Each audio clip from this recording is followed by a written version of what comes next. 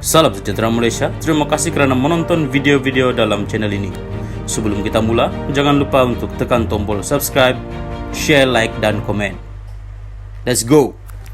Salam sejahtera dan salam perpaduan kepada seluruh rakyat Malaysia. Berita seterusnya, Najib Razak nafi dakwaan Sirul dalam wawancara dengan Al Jazeera.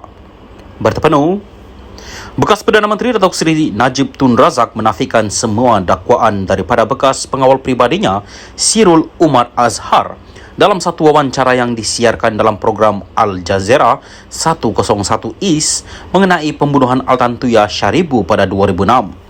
Bagi menyokong usaha ini, anak guam kami mencadangkan kepada kerajaan Malaysia kemungkinan menawarkan jaminan untuk tidak mengenakan hukuman mati bagi memudah cara objektif keadilan dan kebenaran secara meluas.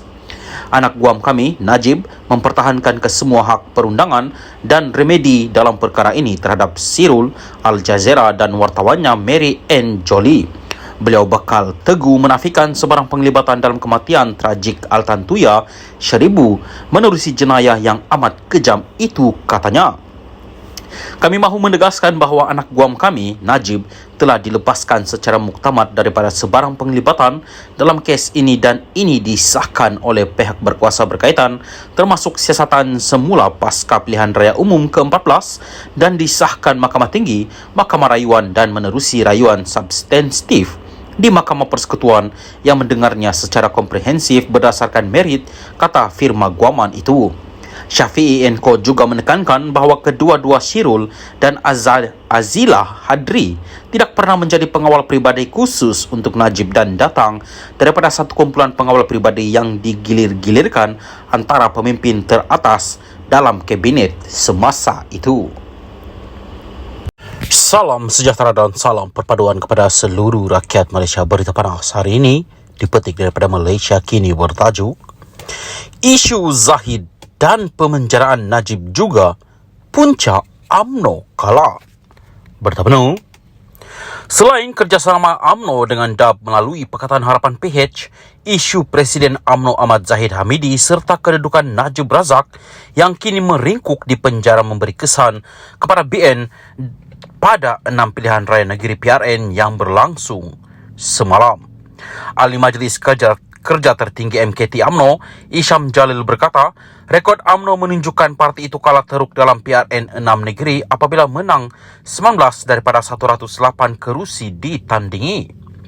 Kita hanya menang 1 kerusi di Kelantan, 2 di Pulau Pinang, 2 di Selangor dan 14 di Negeri Sembilan. Di 89 kerusi lain semua kita kalah. Kita perlu berbuat sesuatu. Jika tidak, UMNO akan terus kalah dan akan pupus terus menjelang PRU16, katanya dalam satu hantaran di Facebook hari ini. Ahli MKT itu berkata dia telah meluahkan sebelum ini bahawa kerjasama dengan DAP adalah amat sensitif kepada akar umbi UMNO. Jika kita paksa akar umbi kita undi DAP, mereka akan bantah dan besar kemungkinan tidak akan keluar mengundi atau lebih teruk, mereka protes dan undi PN. Ini yang telah berlaku di 6 negeri ini, katanya. Selain isu kerjasama dengan DAP, Isham berkata terdapat 2 perkara yang menyebabkan kekalahan teruk parti itu pada PRN semalam, iaitu berkenaan Presiden UMNO Ahmad Zahid Hamidi dan berkaitan pemanjaraan bekas Perdana Menteri Najib Razak. Berkenaan isu Presiden yang ditanya oleh akar umbi, saya telah jawab apa yang termampu di sesi-sesi dialog saya. Saya bukan orang Presiden, namun saya hormat institusi itu. Saya mohon supaya Presiden dapat berjumpa akar umbi sendiri sehingga ke peringkat bawah di akar umbi dan berdialog dengan mereka untuk menjernihkan yang keruh dan memperbaiki keadaan, katanya. Walaupun Isham tidak memperincikan atau menghuraikan isu Presiden, tetapi adalah jelas ia merujuk kepada 47 pertuduhan pecah amanah, rasuah dan pengubahan wang haram membabitkan dana yayasan Akal Budi AYAB yang dihadapi Zahid. Berkenaan Najib, saya telah beberapa kali berkata bahawa jika Najib ada bersama kita berkempen, kita mempunyai peluang yang lebih cerah. Namun, Najib masih di dalam penjara sudah setahun kini dan walaupun kita dalam kerajaan, belum lagi nampak keadilan untuk Najib, katanya. Menurutnya, Najib kerap berkata kepadanya bahawa dia bukan mahu kesnya digugurkan, tetapi mahu mendapat perbicaraan yang adil dan ia masih belum berlaku. Saya telah cadang supaya kerajaan membenarkan tahanan di rumah untuk Najib sementara dia menjalani proses pengampunan atau perbicaraan semula atau sebagainya. Saya harap kita melihat dan berusaha untuk memperbetulkan keadaan. Kita perlu melakukan sesuatu yang drastik kerana kita kini berada di keadaan yang getir dan kritikal. Jika kita tidak berbuat apa-apa, kita dan perjuangan UMNO akan lenyap di bumi Allah ini. Kita perlu bangun, tambahnya.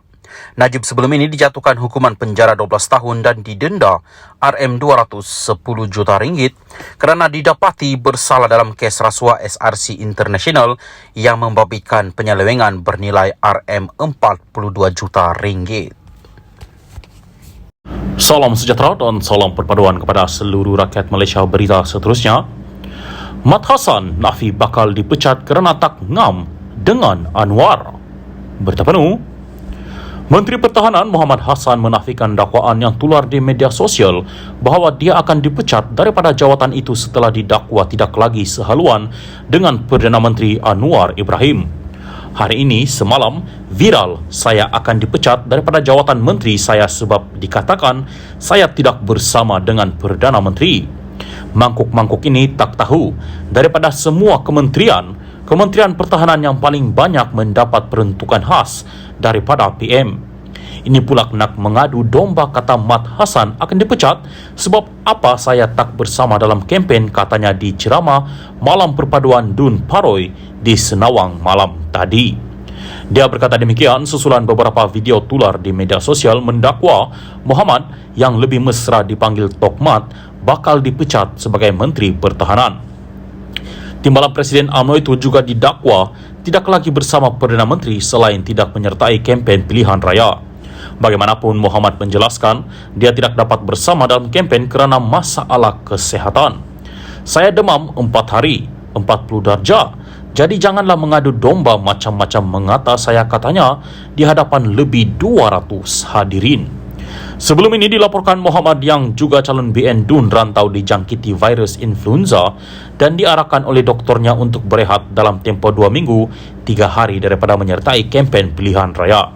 Ketika ditanya, Muhammad tidak memberitahu sama ada akan mengambil tindakan undang-undang terhadap pihak yang menyebarkan dakwaan tersebut.